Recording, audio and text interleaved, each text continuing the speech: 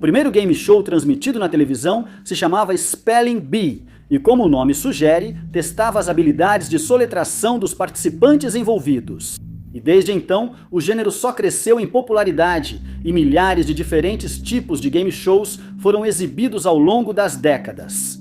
A maioria dos participantes de game shows são pessoas comuns do público.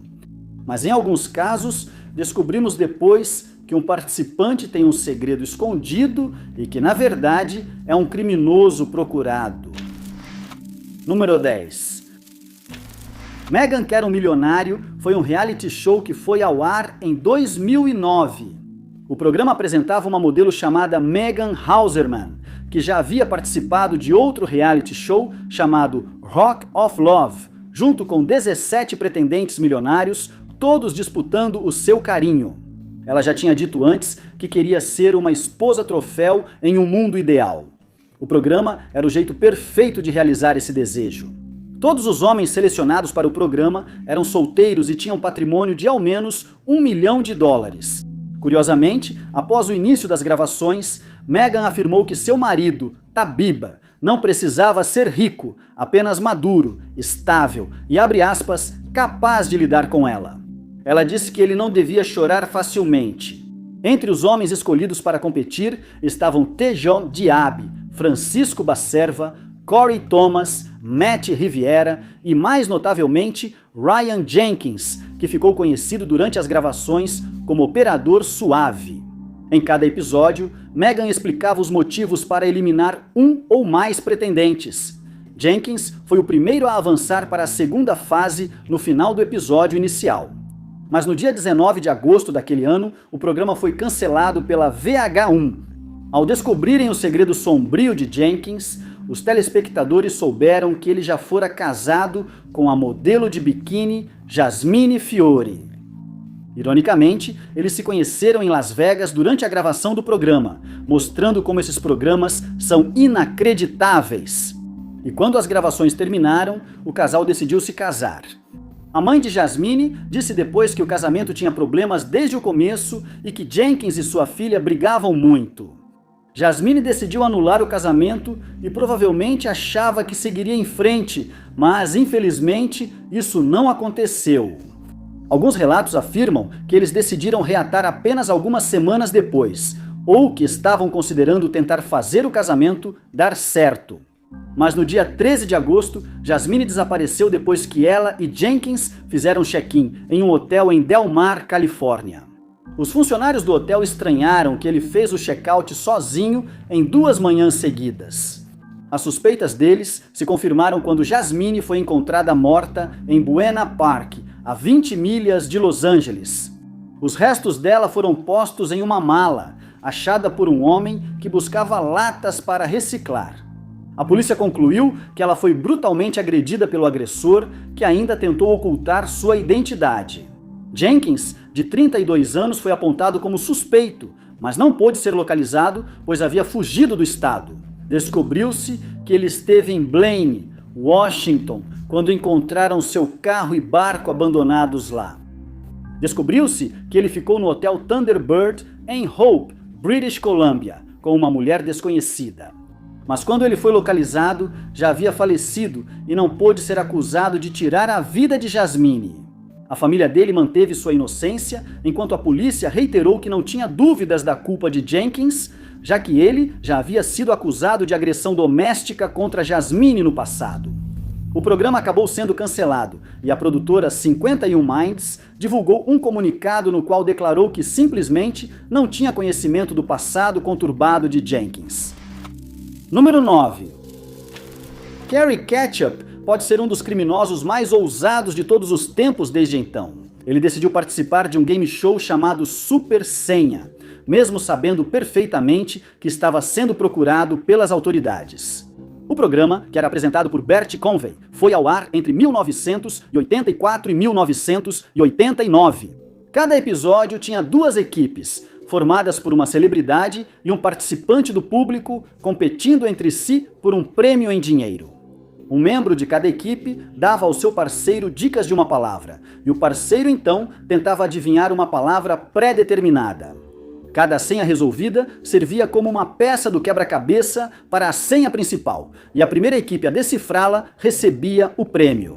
Ketchup, que tinha 36 anos na época, participou como concorrente no programa em janeiro de 1988, mas produtores e telespectadores do programa não sabiam seu nome real, pois ele competiu como Patrick Quinn. Ele se saiu bem desde o início e permaneceu invicto por 4 episódios, acumulando impressionantes $58 mil ao longo de 4 dias. Isso incluiu uns $55 mil. Os telespectadores ficaram impressionados com sua habilidade de resolver enigmas.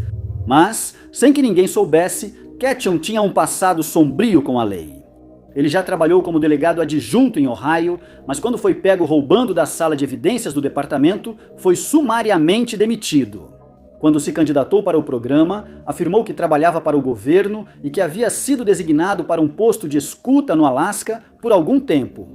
Convey chegou a comentar que o trabalho de Ketchum parecia confidencial, como se ele trabalhasse para a CIA, quando sua participação no programa terminou. Ele ganhou $8 mil, uma quantia que mudava vidas na época, e estava claramente radiante com sua conquista.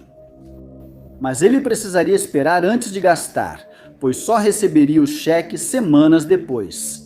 Durante esse tempo, ele ficou mais impaciente e decidiu contatar os produtores do programa com uma desculpa para acelerar o pagamento.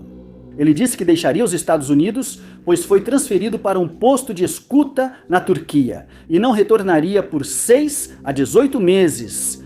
O que Ketchum não sabia era que seu segredo já havia sido revelado. Um telespectador o reconheceu como o homem que usou um nome falso e documentos falsificados para comprar uma BMW, que depois foi encontrada abandonada no Alasca. Ketchum, curiosamente, usou o mesmo pseudônimo do programa, fazendo o telespectador reconhecê-lo de imediato. Enquanto isso, os produtores do programa contataram o serviço secreto, que elaborou um plano para capturá-lo. Pediram à produtora que pagasse o prêmio de Ketchum adiantado. Ele foi orientado a buscar o cheque de $8 mil nos escritórios deles na Sunset Boulevard, Califórnia. E Ketchum nunca suspeitou de nada. Ao chegar aos escritórios, ficou consternado ao saber que não receberia um cheque e que agentes federais o esperavam. Ele foi detido após uma breve perseguição, quando foi encontrado escondido em um banheiro, em cima de um vaso sanitário. Ketchum afirmou que ainda deveria receber o prêmio para poder pagar um advogado, mas seu pedido foi negado. E após sua prisão, ele foi obrigado a abrir mão de todo o valor enquanto passou 5 anos atrás das grades. Número 8. A maioria dos programas de auditório passa por controvérsias enquanto está no ar. O incidente com John Cooper chocou os telespectadores do programa britânico Bullseye ao revelar seu passado sombrio. O programa foi ao ar de 81 a 95 e testava as habilidades dos participantes em arremesso de dardos, além de seus conhecimentos gerais. Colocava 3 duplas de participantes, umas contra as outras, com uma pessoa atuando como arremessador de dardos, enquanto a outra respondia perguntas do quiz. O arremessador de dardos selecionava a categoria das perguntas ao atingir seções específicas do alvo. Depois disso, seu parceiro recebia uma pergunta de curiosidade que tentava responder. A dupla que marcasse mais pontos podia escolher se arriscava todo o dinheiro que havia ganhado em um grande prêmio, como um carro ou uma lancha. Mas, para ganhar o prêmio, a dupla vencedora precisava se revezar arremessando no tabuleiro para tentar marcar 101 pontos. Se não conseguissem, perderiam o dinheiro e sairiam só com o que o programa chamava de passagem de ônibus para casa. Em maio de 1989, Cooper apareceu no programa e compartilhou seu amor pela costa do país de Gales e pelo mergulho com o apresentador Jim Bowen. Ele não se saiu muito bem no programa, pois não conseguiu responder perguntas suficientes corretamente na primeira rodada e teve que se retirar. Ele foi convidado a voltar algumas rodadas depois, mas falhou novamente e no final sua participação no programa foi breve. Por todos os relatos, sua participação no programa seria logo esquecida, não fosse o que fez depois. 3 semanas depois, ele decidiu roubar 2 turistas em Oxfordshire, enquanto eles estavam de férias em Pembrokeshire. Ele apontou uma arma para Peter e Gwenda Dixon enquanto eles estavam na beira de um penhasco e exigiu que entregassem seu dinheiro, objetos de valor, cartões bancários e senhas. Eles obedeceram às exigências dele, esperando escapar com vida, mas, infelizmente, não foi o que aconteceu. Assim que Cooper tomou posse dos pertences deles, ele apontou a arma para suas vítimas e atirou, tirando-lhes a vida ali mesmo. Logo, veio à tona que ele também era suspeito de ter tirado a vida dos irmãos Ricardo e Helena Thomas em 1985. Ele acabou sendo identificado graças aos avanços na tecnologia de DNA após uma gota de material biológico pertencente a Pedro. Dixon foi achado só de shorts na casa de Cooper. Ao revistar a propriedade, os investigadores encontraram a arma de fogo em questão e Cooper foi condenado a 4 penas de prisão perpétua. Número 7. Programas de auditório devem ser entretenimento leve, voltado para mostrar a família, geralmente exibidos antes do horário nobre, com algumas exceções, é claro. Mas não era isso que um homem turco chamado Sefer Kalanak tinha em mente quando apareceu em um programa chamado Sorteio da Sorte. O programa era um game show de namoro, mas a maioria dos participantes já tinha sido casada ou saído de um relacionamento recente. Também era conhecido por frequentemente juntar participantes mais velhos com mais jovens e em 2014 já havia se tornado muito popular na Turquia.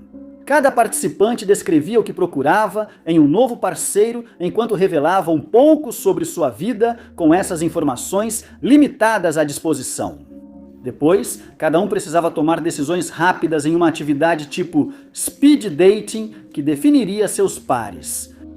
Em muitas ocasiões, os participantes revelavam detalhes surpreendentes e muitas vezes escandalosos sobre suas vidas, como dificuldades financeiras que enfrentaram ou os motivos pelos quais estavam tendo dificuldades para encontrar um parceiro romântico.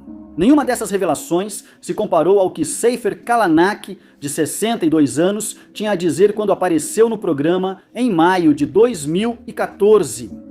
Ele afirmou ser um homem honesto, sem sorte no amor, e disse que se inscreveu no programa para encontrar uma esposa.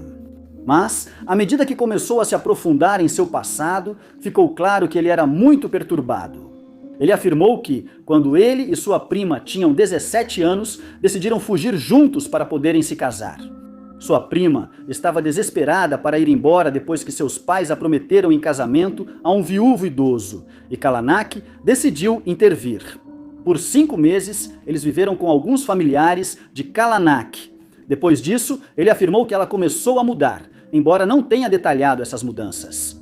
Ele disse que começou a sentir ciúmes quando o sobrinho do noivo de sua prima passou a visitar sua aldeia. E, incapaz de lidar com a ideia de perdê-la, ele decidiu tirar a vida dela. Por esse crime, ele passou menos de 5 anos na prisão, apesar de ter sido condenado a 14. Após sua libertação, ele se casou e teve 2 filhos, mas o relacionamento logo azedou e o casal decidiu se separar. Depois, ele teve um caso com uma mulher casada, que prometeu se divorciar logo após se conhecerem. Ele disse que esperou pacientemente ela cumprir a promessa. Mas quando ficou claro que ela não tinha a intenção de deixar o marido, ele tirou a vida dela com um machado. Kalanak disse que foi um acidente e que a mulher apenas estava em seu caminho enquanto ele balançava a arma. Mas, como era de se esperar, suas alegações foram rejeitadas e ele passou mais um tempo na prisão. No começo, a apresentadora duvidou das alegações de Kalanak, mas ao perceber que eram verdadeiras, pediu que ele saísse do palco, chocando a plateia. Kalanak afirmou depois que já tinha cumprido sua pena pelos crimes passados e que agora era um homem mudado. Ao sair do palco, podia-se ouvi-lo dizendo que o azar parecia segui-lo e que deixaria nas mãos de Deus, para ajudá-lo a encontrar uma nova esposa, a número 6. Quando criança, Eduardo Waine Eduardes teve uma infância difícil, vivendo quase sempre em um orfanato, onde era maltratado por outras crianças e funcionários. Mas sua vida adulta também começou mal, quando ele decidiu tentar endireitar sua vida entrando para o exército. Logo foi mandado de volta para casa após ser dispensado desonrosamente ao perceber que a vida militar não era para ele e descobrirem sua deserção, sem perspectiva de onde recorrer. Depois de sair do exército, ele decidiu adotar uma vida de crime para sobreviver. Assim, ele passaria anos entrando e saindo da prisão por crimes como roubo, incêndio e assalto a postos de gasolina. Ele chegou a figurar entre os 10 fugitivos mais procurados do FBI, mas depois alegou ter se regenerado. Depois disso, ele escreveu um livro chamado Metamorfose de um Criminoso, no qual descreveu como conseguiu mudar de vida. O livro virou best-seller e Eduardo passou a palestrar em escolas, igrejas e faculdades. Ele contou que durante uma pena na prisão, conheceu um homem que o ajudou a ver seus erros. Ele acabou conhecendo uma mulher chamada Kay, com quem se casou, e o casal teve 5 filhos juntos. Ele começou a comprar casas, reformá-las e depois vendê-las novamente. Segundo todos, ele parecia ter se estabelecido com a família e encontrado paz, mas dentro de casa a situação era diferente. Sua filha revelaria mais tarde que Edward podia ser muito gentil e amoroso ou extremamente abusivo, dependendo do seu humor, em qualquer dia. Em 1972, ele resolveu participar do programa de auditório Para Dizer a Verdade, onde um painel de celebridades enfrentava 3 participantes. Eles precisavam adivinhar quem tinha antecedentes criminais. Ele contou que já foi condenado, mas disse que se reformou e falou sobre o livro que publicou.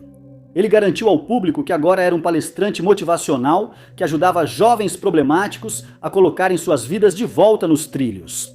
Mas, em 1982, ele voltou aos velhos hábitos e foi novamente preso por incêndio criminoso. Sua filha, Abril, começou a suspeitar que Eduardo havia cometido crimes mais graves no passado. E quando ela começou a investigar, ficou chocada com o que descobriu. Ela descobriu que ele havia tirado a vida de 2 pessoas em Wisconsin e Ohio, respectivamente, e que também havia tirado a vida de seu filho adotivo. Ele foi preso em 2009 e fez uma confissão completa, após a qual recebeu a pena de morte. Suspeita-se que ele tenha tirado a vida de até 9 pessoas, mas isso nunca foi comprovado, já que ele faleceu por causas naturais enquanto estava preso em 2011. Número 5. Imagina-se que quem está sendo procurado pela polícia tentaria manter o perfil mais baixo para evitar a captura. Mas isso aparentemente não ocorreu a Liu Hao, de 39 anos, que decidiu competir no programa de auditório Happy League. O programa de namoro era muito popular na China no final da década de 2010, embora fosse semelhante a outros programas do gênero. Solteiros faziam de tudo para impressionar uma mulher que ao final escolhia um deles para um encontro. Em algum momento de 2011, Liu Hao, que trabalhava como professor de música, decidiu que queria tentar a sorte em encontrar sua alma gêmea. Ele achava que participar do Happy League era a melhor forma de conseguir isso. Quando apareceu na tela, Liu Hao logo virou o favorito dos fãs por seu sorriso acolhedor e confiança nas habilidades. Ele também tinha talentos musicais notáveis. Em certo momento, cantou para a plateia, animando a todos, e conquistou ainda mais o público com sua performance de Running Man. A dança, ao som de techno de alta energia, fez o público acreditar que ele conquistaria o carinho de alguma das mulheres do programa. E logo estavam certos. Uma das mulheres, cujo nome não foi divulgado nas reportagens, ficou encantada com as habilidades de Hao e o escolheu entre 8 possíveis parceiros. Mas ela logo se arrependeria dessa decisão e se consideraria sortuda por tê-lo conhecido e conseguido escapar com vida. Cerca de um mês após o programa ir ao ar, um telespectador anônimo entrou em contato com a polícia da cidade de Guilin para informar que havia assistido aquele episódio em particular e reconheceu Hao como suspeito. Em um caso dos anos 90, a pessoa que deu a dica disse que Hao mudou o penteado e que sua mandíbula não era mais tão definida devido ao ganho de peso. Tinham certeza de que ele era procurado pela polícia. Quem ligou reconheceu seu nariz arrebitado e outros traços, e a polícia logo obteve as imagens do programa. Eles compararam o rosto de Hao com o de Wu Gang, criminoso procurado que matou um homem com uma lâmina em frente a um restaurante 13 anos antes de surgir no Happy League. No mês seguinte, os investigadores reuniram o máximo de evidências contra ele e logo notaram que ele já estava acostumado com a nova vida e aparência. Ele acreditava que podia aparecer em um programa de auditório sem levantar suspeitas. Bem, Gang foi preso, considerado culpado e condenado à morte, com a execução adiada por 2 anos. Na China, se o condenado à morte mostra arrependimento em 2 anos, a pena costuma ser convertida em prisão perpétua. Mas ainda não se sabe se isso foi feito no caso número 4 dele. Jeopardy ainda é um dos programas de perguntas e respostas mais famosos da TV. Foi criado por Merv Griffin em 1964 e, graças ao seu formato único, permaneceu como um dos favoritos dos fãs por muitas décadas. Em cada episódio, os competidores disputam para ganhar o máximo de dinheiro ao longo de vários episódios. Durante cada rodada, eles recebem uma frase de uma das 6 categorias e, em seguida, precisam responder na forma de uma pergunta.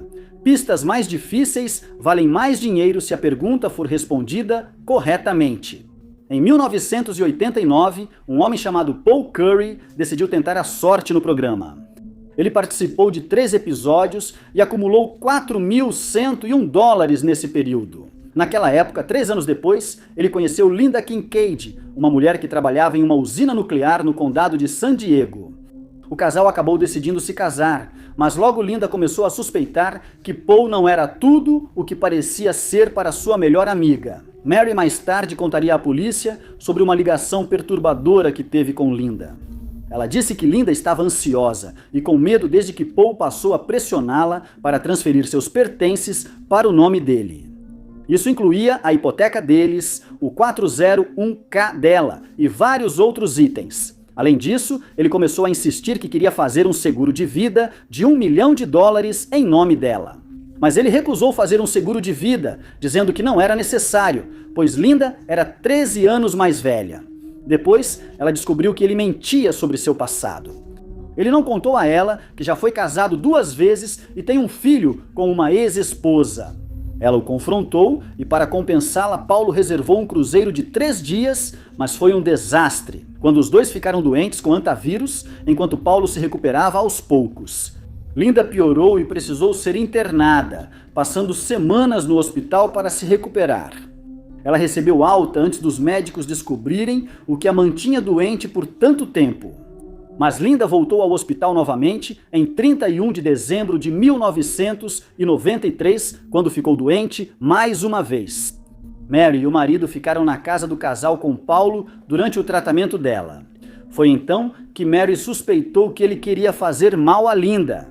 Em certo momento, as enfermeiras que cuidavam dela encontraram uma marca de perfuração no soro intravenoso e a polícia foi chamada, pois acreditavam que alguém estava tentando envenená-la. Linda afirmou que o único suspeito em quem conseguia pensar era seu marido. Nada mais foi feito e no dia 9 de junho de 1994, Paulo entrou em contato com Maria para pedir ajuda, pois Linda estava com dificuldade para andar e incoerente. A condição dela só piorou durante a noite e na manhã seguinte ela foi encontrada morta. Algumas semanas depois, Paulo recebeu o seguro de $1 milhão, além do 401 de Linda. Depois, soube-se que uma ex-esposa dele também fora envenenada e levou mais de 1 ano para se recuperar. E durante esse período, Paulo sugeriu que eles fizessem um seguro de vida para ela. Foi então descoberto que Linda, que não fumava, havia sido envenenada com nicotina, e Paulo foi preso. Ele foi considerado culpado de envenená-la e tirar sua vida, e foi condenado à prisão perpétua, sem possibilidade de liberdade condicional. Número 3. MasterChef, um reality show de competição culinária, está no ar desde 2 de julho de 1990 e continua tão popular quanto sempre foi. Inicialmente exibido só no Reino Unido, o sucesso fez com que versões do programa fossem transmitidas em diversos países. Durante cada temporada, um grupo de chefes amadores ou celebridades, dependendo da versão, enfrenta desafios culinários cada vez mais difíceis. Eles são avaliados por jurados, geralmente chefes famosos que já conquistaram estrelas Michelin em seus restaurantes. Ao final, o chefe vencedor recebe um grande prêmio em dinheiro, como na versão dos Estados Unidos, enquanto na do Reino Unido geralmente ganha apenas o título de Master Chef. A maioria dos vencedores abre restaurantes próprios e exibe orgulhosamente suas credenciais de campeão. Ninguém poderia esperar, porém, que na 9ª temporada no Reino Unido, os telespectadores teriam um vislumbre de um serial killer. E ninguém saberia disso até um ano depois. Em uma cena do programa, Stephen Port, 40 anos, aparece servindo espaguete com almôndegas a motoristas de ônibus no leste de Londres, enquanto usava uma peruca loira que ele utilizava para esconder o fato de ser careca. Isso fazia parte de uma tarefa que havia sido proposta aos chefes, e Port era um dos chefes assistentes que estavam ajudando. O integrante da boy band britânica J.B. Gill, que participou do grupo. Cerca de um ano depois, em 2014, sua verdadeira natureza seria revelada ao mundo. Sua primeira vítima, o estudante de design de moda Anthony Walgate, de 23 anos, foi encontrada morta no dia 19 de junho daquele ano. Apenas 2 meses depois, em 28 de agosto, sua segunda vítima foi encontrada e identificada como Gabriel Kovári, de 22 anos, que era originalmente da Eslováquia. Em setembro daquele ano, a mesma pessoa que achou os restos de Kovári enquanto passeava com o cachorro também a encontrou. A terceira vítima de Port, Daniel Whitworth, de 21 anos. Os 2 homens foram deixados no mesmo cemitério depois que suas vidas foram tiradas. No ano seguinte, nenhuma outra vítima foi encontrada. Mas em setembro de 2015, Jack Taylor, operador de empilhadeira de 25 anos, foi encontrado morto. A polícia logo percebeu que provavelmente enfrentava um serial killer na região de Londres.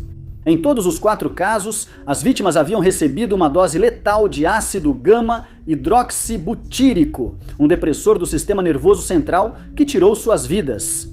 Port foi apontado como suspeito para o choque de sua família, que o descreveu como uma pessoa quieta e reservada, que nunca tinha tido problemas com a lei antes. Ele acabou sendo condenado à prisão perpétua, sem possibilidade de liberdade condicional, nunca tendo demonstrado qualquer remorso pelos crimes que cometeu. Número 2. Em 2019, François Verhoeven, um francês aposentado e serial killer conhecido como o Homem com Marcas de Varíola, apareceu no programa de jogos. Todo mundo quer ocupar o seu lugar. Durante a entrevista, Verhoeven falou sobre suas antigas patrulhas como membro do regimento de cavalaria da Guarda Republicana na área criminosa de Bois de Boulogne. Mas ele havia sido dispensado de sua função por um caso de vício na mesma área. O formato do programa envolvia perguntas de conhecimento geral, onde os competidores disputavam para destronar o campeão atual, com eliminação possível na primeira rodada, que foi onde Vorov foi eliminado. O passado sombrio de Varov logo seria revelado, embora durante as décadas de 1980 e 1990 descobriu-se que ele usava sua identificação policial, algemas e treinamento enquanto estava de folga para deter, sequestrar e agredir jovens mulheres em sua área de patrulha. Às vezes, usando seu status para ganhar confiança. Depois que uma babá alemã e seu chefe foram encontrados mortos em Paris, o DNA foi coletado e anos depois a polícia suspeitou de um francês aposentado. E o nome de Varrov surgiu quando ele não compareceu para o interrogatório. A polícia descobriu sua fuga, mas Varrov foi depois encontrado morto em um apartamento alugado. Acredita-se que ele tenha cometido pelo menos 30 ataques ao longo de uma década, mas possivelmente mais, usando sua antiga posição na polícia como álibi. Número 1. Um ano antes da enfermeira Rebecca, ou Becky Bleifnick, esposa de Timothy W. Bleifnick, ser encontrada morta. Ela procurou a polícia e os tribunais em Quincy, Illinois, para obter uma ordem de proteção contra o marido, mas foi negada. Becky ficou cada vez mais preocupada que Bleifnick pudesse machucá-la após o início da crise no casamento. Ela contou esses medos à família, que sugeriu pedir uma ordem de proteção contra ele. Mas as autoridades não acharam que a ordem fosse necessária e ela foi mandada embora de mãos vazias. Em 2019, Bleifnick apareceu no famoso programa de TV Family Feud, junto com seus pais, irmãs e irmãos. O programa, que normalmente é apresentado de forma divertida e leve, ficou um pouco mais sombrio enquanto ele era entrevistado, quando uma de suas respostas deixou o apresentador Steve Harvey e os membros da plateia perplexos. Quando perguntado qual foi o maior erro que já cometeu, Blefnik respondeu dizendo: "Eu aceito", referindo-se ao seu casamento com Beck na época. Todos riram, achando que era uma tentativa mal planejada de humor, mas, depois, foi mais um presságio do que imaginavam.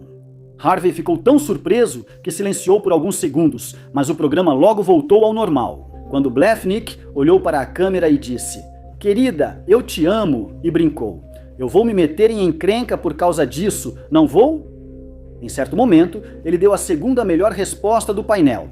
Sua família avançou para a rodada do dinheiro rápido e, ao final, ganharam $20 mil. Os fatos desse episódio seriam revisitados depois que Beck foi encontrada morta por seu pai na casa dela e de Blefnik, em 23 de fevereiro de 2023. A polícia foi chamada e, ao analisar a cena, descobriu que a porta do quarto dela havia sido arrombada após o que o agressor a atacou com uma arma de fogo. O ataque foi, sem dúvida, pessoal, já que ela foi ferida 14 vezes. Os investigadores estavam certos de que alguém próximo, como o marido de quem ela tinha medo, tirou sua vida. Isso seria revelado. Blefnik entrou com uma ordem de proteção contra Beck em 2009, quando ela o ligou repetidamente para pedir para ver o filho deles, e exigiu saber onde estavam os outros filhos. Após a separação, Beck entrou com um pedido de ordem judicial. Um mês depois, que Blefnik entrou na casa sem ser convidado e retirou certos itens sem a permissão dela, a polícia sugeriu que ela pedisse uma ordem de restrição em vez disso. Em um momento, enquanto ainda estavam juntos, Beck disse a Blefnik que tinha medo dele, e quando ela decidiu dormir no quarto de um dos filhos, ele jogou a roupa de cama dela no porão. Ele também ameaçou agredi-la com uma mangueira de jardim e ficou cada vez mais controlador à medida que o relacionamento piorava. Um mês antes de Blefnik atacá-la, Beck enviou uma mensagem à irmã dizendo que temia que ele tirasse sua vida e estava preocupada com a segurança dos filhos. Após ser encontrada morta, havia pouca dúvida de que Blefnik era o agressor e ele foi rapidamente preso. Ele foi considerado culpado e condenado a 3 penas de prisão perpétua sem possibilidade de liberdade condicional, o que significa que ele nunca mais será libertado. Muito obrigado por assistirem. Se você gostou deste vídeo, não se esqueça de clicar no botão de curtir. Além disso, não se esqueça de se inscrever e ativar o sininho para ficar por dentro de todos os nossos próximos vídeos. Meu nome é Top 5 Desconhecidos, vejo vocês no próximo vídeo.